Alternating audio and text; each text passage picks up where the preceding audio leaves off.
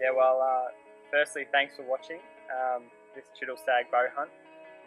James and I are here. We're just going to give you a brief rundown of the stag and the hunt for this particular fella, which went on for about a duration of probably about 2 weeks in total, where James and I had numerous stalks on this stag, and he bested us 3 times, and then on the 4th I was lucky enough to actually take him with the bow.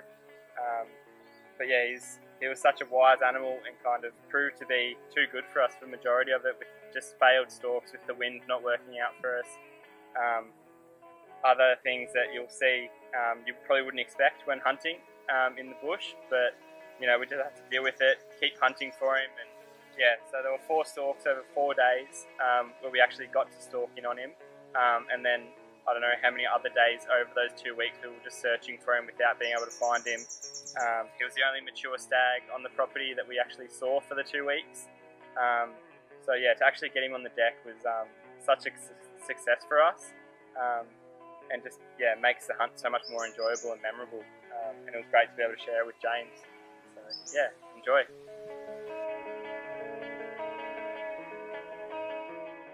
I was lucky enough to have the first stalk on this nice stag. We'd been hunting all day and it was early afternoon, and Aiden spotted him bedded up with a hind in heat.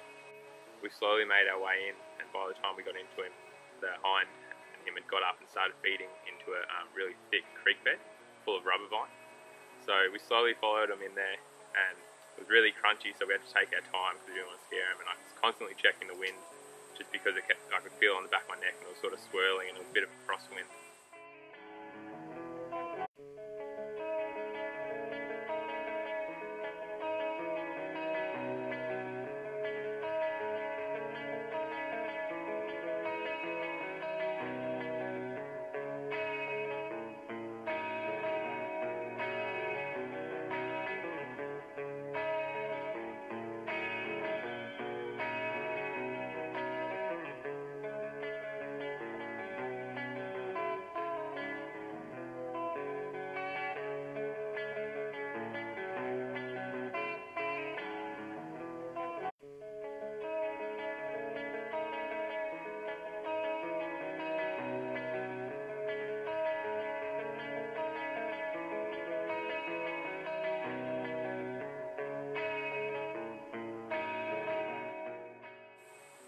So by the time we located them, we were only about 40 metres from them in thick rubber vine.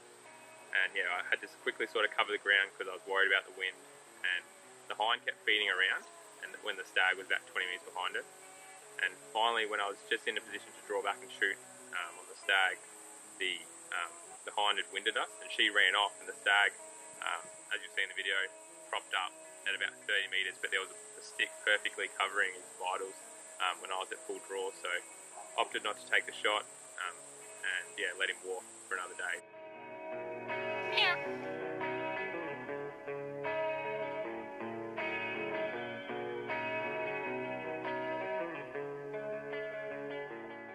Yeah, well, stalk number 2 saw us in a pretty similar setting to stalk number 1, which James had in that thick rubber viney creek.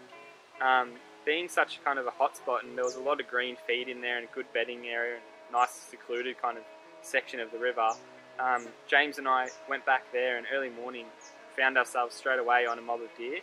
There were a couple of little spikers and hinds and basically young immature animals, which we kind of pushed through without disturbing, looking for this mature stag. The second group of deer we found was a hind, and I ended up sneaking into about 20 metres of her and let her come in the last little distance, which she just made up in the long grass. And then I had her there at 6 metres, and she presented a shot, and I was about to pull back and basically settle the pin when I noticed between her legs a little baby fawn. And now obviously, as much as we wanted to meet, we didn't want to separate mother from calf. That would have just been inhumane, so we elected to just watch that play out, and she ended up coming in real close and winded me, but was unsure of where we were and kind of exited stage right, which we were more than happy to just watch. It was a pretty cool experience, and then pushed on looking for this stag, which we knew would be around with just the sheer number of hinds and young fawns, as they'd be cycling, the hinds would be cycling in, coming into season, which would act as a bit of a buck magnet for this stag. And sure enough, fortunately for us, pretty much around the next little corner of the bend, we looked out onto a bit of an opening, and amongst the like lightly wooded cover, we spotted this guy's antlers in the long grass, and he was making his way back in with the hind and calf to the riverbed. And basically the hunt was on. We kind of got the wind right really quickly and headed straight in the creek to intercept him. And it played out perfectly with the stag coming right into about 30 metres. And just as I was about to draw back, the wind, we felt it swirl, but it was such a brief kind of instant moment that the stag and the hind, none of them knew where they were, where we were. They just knew that something wasn't quite right and that there was something around them. So there was, after that, I dare say probably about a 10-minute standoff took place where the stag was looking in our direction, then he'd turn his head, look around, the hind was kind of swivelling, but no one really dared move, like no one knew what was going on. And in that confusion, after about 10 minutes, he slowly started walking. He walked out to about 35 metres in his broadside. And I'd been shooting really well prior to the trip and was more than confident in that range, already had it pre-arranged and set up and everything like that. So when the gap about that big presented through the brush, I was more than confident to take it, but I'd obviously hadn't accounted for the slight little branch. Just with binoculars you can see it, but sometimes you just can't see it with the naked eye when it's 10 metres away from you and you're focusing on this tiny little dot on the stag. But basically my arrow upon the shot deflected off the smallest little sapling twig, almost hit a leaf, and just deflected and sailed harmlessly over the stag's back, which was very fortunate. And he, none the wiser, kind of ran off not knowing what had gone on, stopped and propped at about probably 100 metres with the hind, and then they just walked off looking for a bedding area. So in an effort not to kind of educate him, and it was actually really hot by that stage, and James and I had hunted pretty hard all morning, we elected to kind of head back to camp, freshen up, and then head out for our next hunt, which was obviously James's stalk, as we're taking it turn for turn.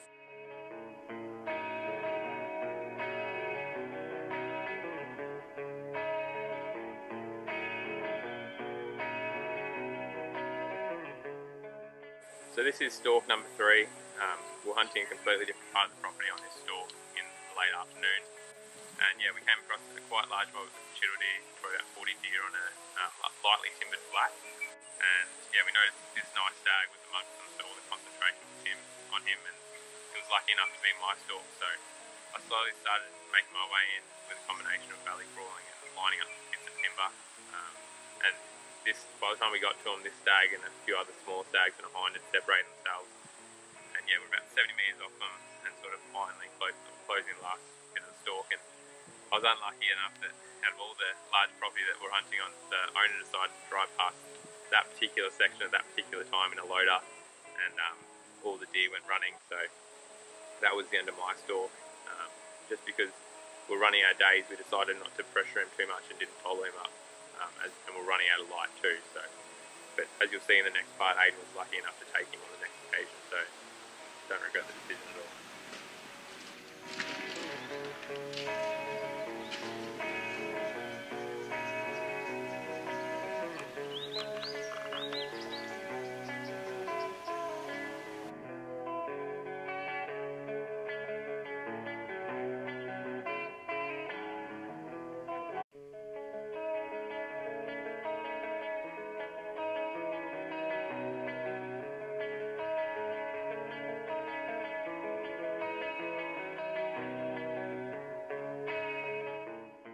Yeah, well, stalk number 4 happened literally on our second last day on the property, and one afternoon after James had his stalk and the loader had come through.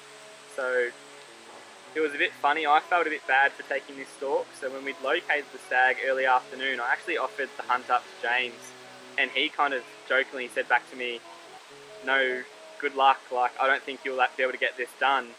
I'm more than happy to give you this stalk."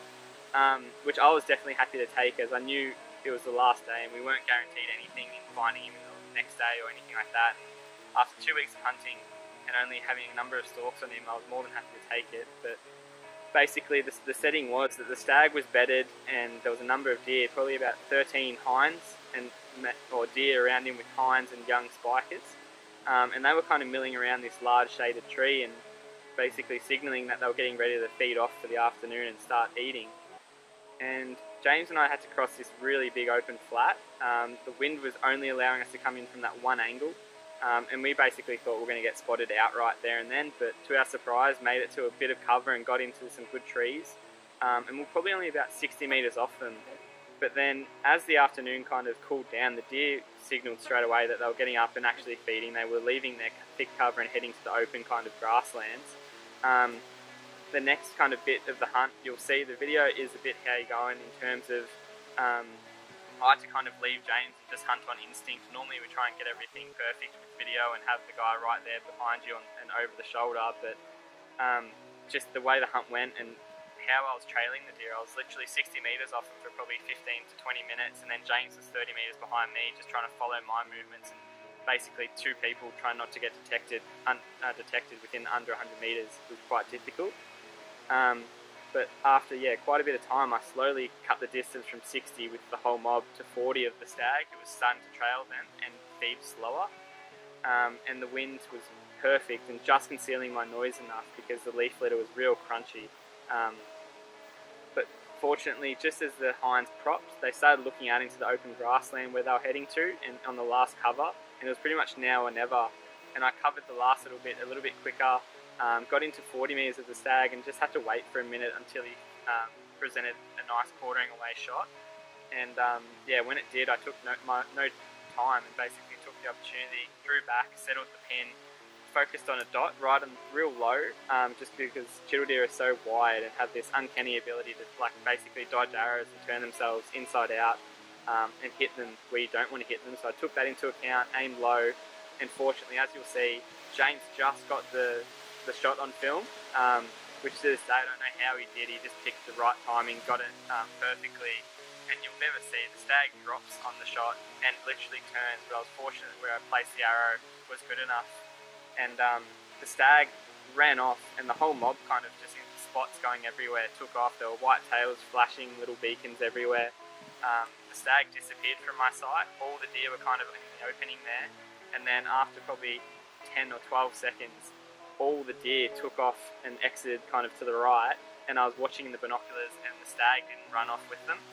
And I pretty much immediately, obviously there was a lot of doubt because I hadn't seen it happen and the stag fall, but in my mind I'd taken that for that. The stag was there with them, he'd fallen down, and that's what scared them and made all those hinds run off to the right. So when James and I finally met up and he told me that he had it on video footage, and we kind of went through, we had a bit of a hug and stuff like that, I knew the shot was good. We made our way over to him, and it was honestly one of the best hunts I think I've ever been on. Just, four stalks, 3 unsuccessful, that one that finally came together on the second last day that we were there on the property after 2 weeks of hunting this beautiful animal. It really just topped off an amazing hunting experience, and to share it with James was just, unbelievable. So, hope you guys enjoy the video footage, because we sure enjoyed the hunt that made it. So, cheers.